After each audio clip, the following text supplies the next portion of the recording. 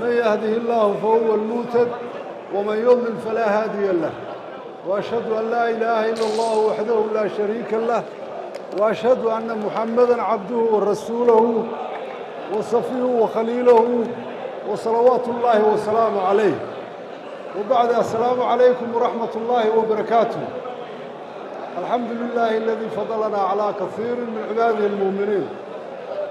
ولا ليال إلهي ما مهضل مركب كوبات يمر لباد يمر صدحات يمر إنان كوبي كرين الحمد لله رب العالمين بالله مر لباد وحنو مهضل غيا الديار ناي بيش هبر أول لما مرت الشرفته أنا عسوني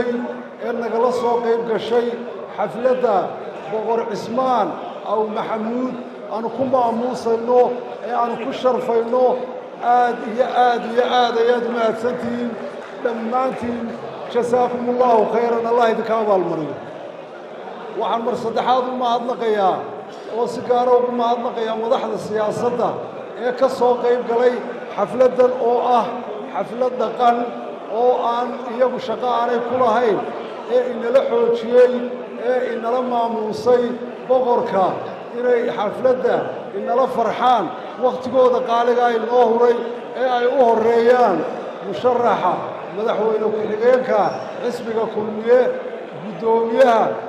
حسبك وعي فيصل على ورابه يبدونيه كلينك حسبك كلية عبد العزيز يحبناها كليه قلها وسيرده حبناها قلها وكيلده حبناها ياش قلها ديجانك مدح dhaqameedka oo dhan oo aan kala hadlahay ganacsatada dhammaantiin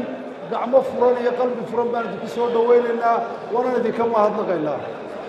inta markaan ka gudbo xafladan ujeedadeedu haddii aan sheego walaalayaal waxa weeye qada sharaf walaalnimo tolnimo isjacayl oo loo sameeyey boqor cismaan aw maxamuud boqorka geeska afrikaad oo lagu maamuusayo oo ay beesha habara oo ku maamuusayso isaga iyo beeshiisaba boqor cismaan soo dhawow adiguna adiga iyo beeshaaduna soo dhawaada boqor cismaan maxamuud waa nin boqora waa nin waxtar leh waa nin ku suntan waxqabad iyo arrimaha bulshada oo dheeraad ku xeel dheer sidaan warka ku hayo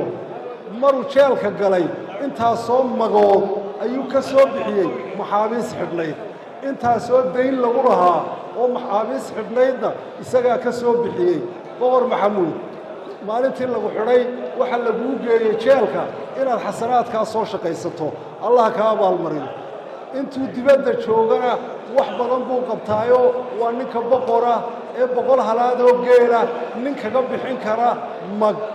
waa nin nabadda wax ka xidhi kara waa nin wanaagga wax ka qaban kara boqor maxamuud